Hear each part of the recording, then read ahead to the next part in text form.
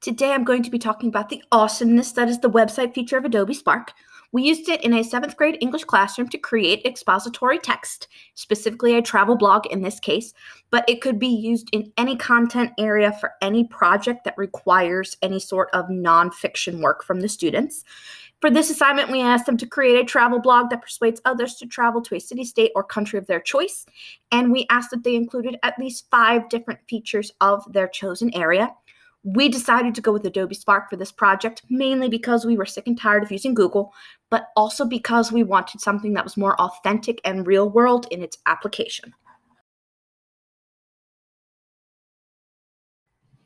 In addition to allowing students to choose the area they wanted to focus on, as well as what they were going to feature from that specific area, Adobe Spark gave them a lot of choice when it came to their travel blogs.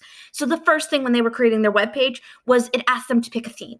And the theme is sort of the background, the basis for the entire webpage. It has a specific color scheme, and it's going to limit their font options to 2 or 3. That way it's giving them choice, but in a way that's manageable. So with this student example, we see she's focusing on Oregon, the beaver state.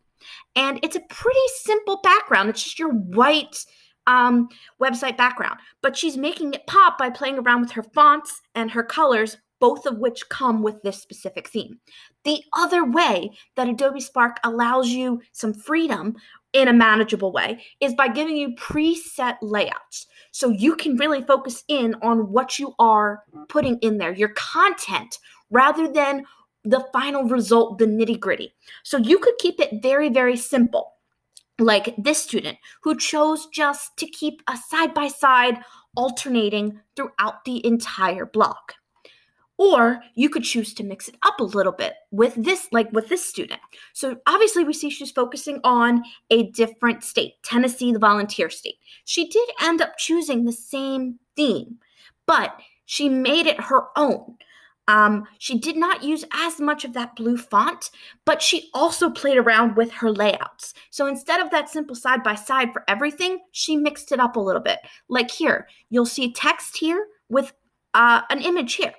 But then when we come down here, she played around with a slideshow. And these are all embedded in Adobe Spark. So it really allows for student creativity and uniqueness, but in a way that's not completely overwhelming to them.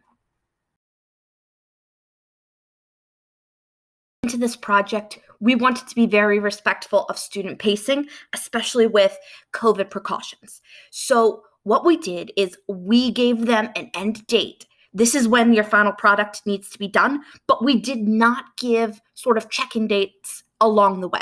So our grades for this actually came from the mini lessons and the practices, which were kind of separate, but then we expected them to take that and move it into their actual product. This was a 3-week unit, and the first week with most of these is going to be prep work, looking at mentors doing their research.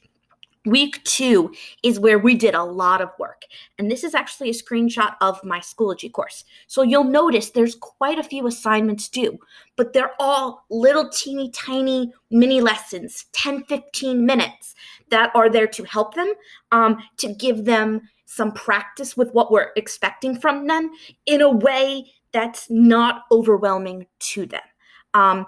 And once they were done with that, they knew they had to go straight over and with any time left, actually work on their travel blog, putting in those different skills that we had just talked about.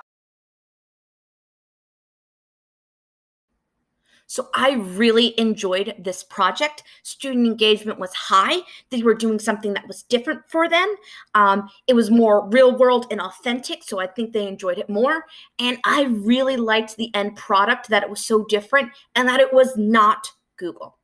If you want to access my presentation and see all my super cool links, you can go to that bit.ly right there, or you can scan the QR code with your smartphone camera.